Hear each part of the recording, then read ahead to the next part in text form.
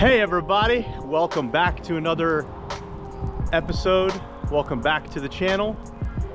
Today we are actually in Texas. We're here at our buddy Keister's, but we got our buddy here, Anthony from Design Canopy with good old Kiowa. Drove here from Vegas to hang out and do some stuff. We got Dave's awesome dually here, super clean LBZ. And we're actually here to do some work. He's got a couple projects that we're gonna be doing some fab on, some exhaust fab. Let's go inside, take a look. So real quick, this is the gasser that we did a video on. He got some new headers made. It's kind of hard to see in this light, but they're polished stainless. I love me some polished stainless. It's just such an amazing look. And they changed it. They went with a way bigger collector just to get all that horsepower out of it. And then here we have Dave's square body dually, also LBZ powered. This thing's super killer. Boom. Built to last Duramax. And here we have a C5 Corvette race car that we're gonna be doing some titanium exhaust work on. This thing's super killer. This actually used to be a Rytec promo vehicle, so it's got awesome components in it. Lingenfelter engine, billet spindles, Rytec suspension, awesome stuff on here, but we're gonna be changing out this exhaust. We're gonna be doing some titanium in the middle, and then we're gonna go up and over the axle, coming out the back, because before it just had some ground pounding dumps, and you know that stuff doesn't fly. And then we got a static dropped, very clean driver, manual transmission, of course. So we're gonna be doing a stainless exhaust on this as well. Just a simple clean look, just to get some good exhaust flowetry out of it. And then we're also gonna be building him a new intake pipe. Right now it's just soaking up all the heat from the radiator. You know, it's just sitting right here getting hot. We're gonna get funky, get some pies and relocate it and get it in this area, and then at a later date possibly build a box for it, so just to get like some nice cold air. Here's some components. We got some titanium bullet resonators, a bunch of pie cuts, V-bands. We're also gonna be playing with this new welder that Dave got, Everlast 255 EXT, brand spanking new. We're gonna be putting it to the test, checking it out, and of course using the one and only Optrel hood that we got Dave hooked up with. This is their Vega View 2.5. In my opinion, a really awesome and easy entry-level hood to get. Amazing view quality and just a really nice unit to get started. So let's get to work. So we're getting the welder set up. First things first, we got some coolant for the water cooler. You can get this at your local welding supply store.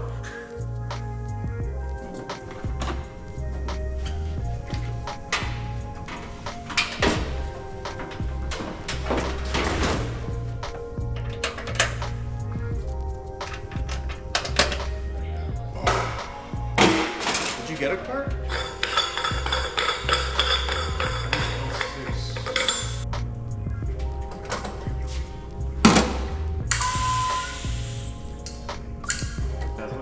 Good answer. Oh, no, I was gonna, I don't think they're gonna have one. So this is the tungsten I like to use. It's a tri-blend. It works well for both aluminum and steel. Just a good all-around tungsten, 3/32 size. And we're gonna wanna sharpen these. There's a couple different ways you can do it. They actually have this nice little tungsten grinder that we picked up on Amazon. It just attaches to a Dremel. Got a couple diamond discs in there.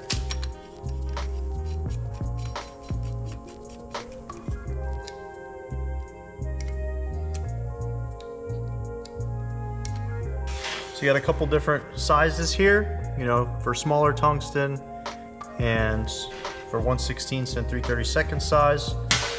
Different degrees as well. I kind of like to go with the more aggressive degree, which I believe is the 15 degree, no, 20?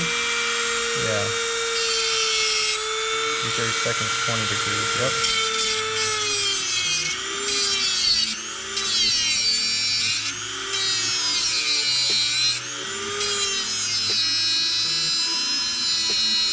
I like to go with the 15 degrees.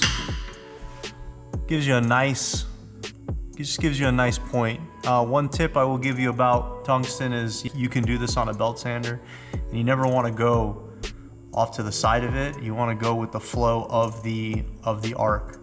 So when it comes inside of here, as this thing is spinning, you just twist it a little bit. Yeah.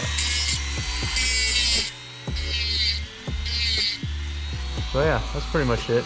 I think this thing works pretty good. Like I said, it attaches to a Dremel if you already have one. I personally ended up buying like a whole kit because I didn't have one. Now we just got to sharpen up a whole box of tungsten.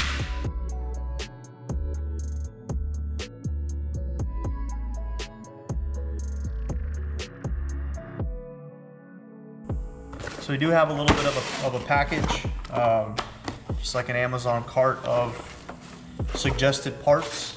So you're gonna want to get some gas lenses. You're gonna want to get some collets for the right size for the gas lens, and then you want to get yourself a couple big cups. You know, you got your 16 BBW cup, and then you got your 12 FUPA cup. The whole point of these things is it gives you awesome gas flow. You know, you have a nice big lens, and you can also stick your tungsten out about as wide as this piece is. Just when you get in tight spots and you want to get a lot of gas flow coverage, it works really well. So we got that. You know, we got the tungsten. We have a bunch of filler rods too. We got some stuff from Blue Demon.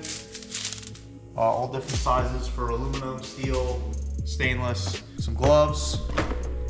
And if you're gonna be doing any kind of back purging, obviously with titanium stainless, you're gonna wanna get yourself an extra regulator. That does come with an extra hose as well, so you're gonna need 2 tanks. You could do a regulator that has a split in it, but I recommend just having 2 tanks. It just works better. And some safety, got a nice respirator from Miller. I use this a lot. It's a nice little half mask, so it fits inside your helmet really well. So when you do get your Everlast welder, I do recommend getting the Nova pedal upgrade. This is just a way better pedal. The way it's designed, it's a lot smoother than their standard unit, so recommend getting that. So we got the welder plugged in. She is on. Flip on the water cooler, that's working well.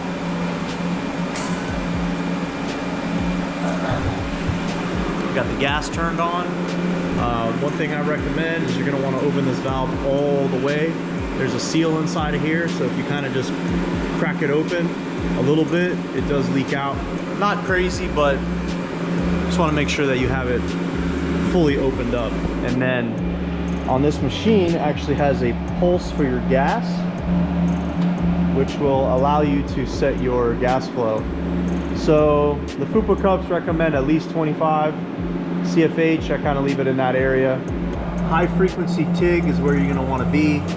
You have other settings for stick if you need it. This obviously adjusts your amperage. There's a couple different setups. So normal setup will allow you to, change a bunch of different settings. You got your AC settings. You got an easy setup, which is pretty cool. You can just kind of pick one and go. So post flow is when the gas will stay on the weld as the weld cools down. So I'll just set that to about 7.5 seconds. I'd like to have a little bit of pre-flow too. That's pretty much it for that. So let's try some DC really quick. 90 amps is a good start. DC, there's not much adjustments, so we'll start with that. Make sure you got a good ground. Go into your table. We're going to be using our Optrel welding helmet. Got a little piece of scrap here. So we got our ground, flip our cooler on.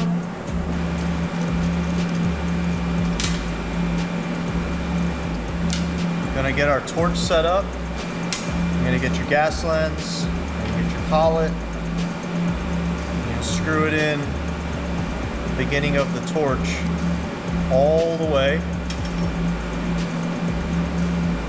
You're gonna screw your cup on all the way. Then you're gonna put your collet in, and then you're gonna put your tungsten in through the back. Slide your back cap off, and The back cap is what you're going to want to use to adjust how far this tungsten sticks out. Like I said, with this cup it could stick out about as much as the diameter of the cup, so that's pretty good right there. Let's fire this thing up really quick. I like to do a quick little flick of the pedal just to test, make sure the gas is flowing.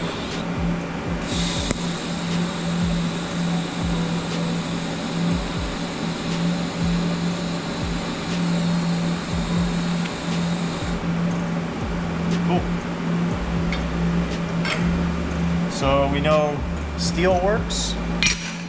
Try some aluminum. So for aluminum, we're just gonna go to we're gonna go for the easy setup.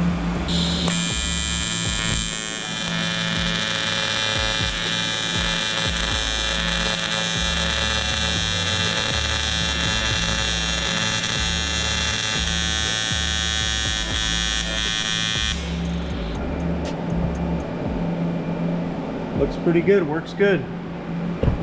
Not bad at all. And now if you go to normal setup and you go to soft square, you can change a few things like frequency and AC balance. So with your balance, you'll get a little bit more cleaning action on the weld. The higher the frequency, you're going to get a tighter, this will go all the way up to 250 hertz. And what that means is you actually get a tighter arc. But for this, we're not really going to do any aluminum today, but just wanted to kind of show you some of the machine stuff. So I pretty much would just put it on easy setup and run it. But we're going to be just using steel today, so just leave it on easy setup. We'll mess with the amperage later, but all right. So far so good. Welder's working. Did some test passes, so we know that's going to work out good for what we need to do. Let's get to work. So let's do a couple test passes. So I got this thing set all the way max.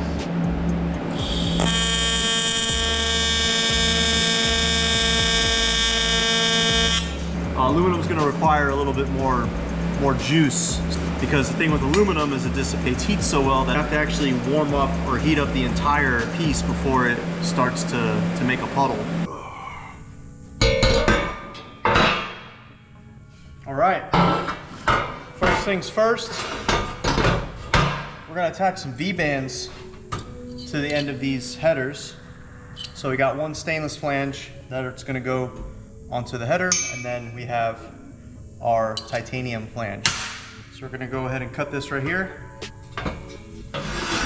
Get that prepped. We're gonna clean this area up a little bit before we cut it. We're gonna be using some purple strip discs. If you're not familiar with these work really well in taking off.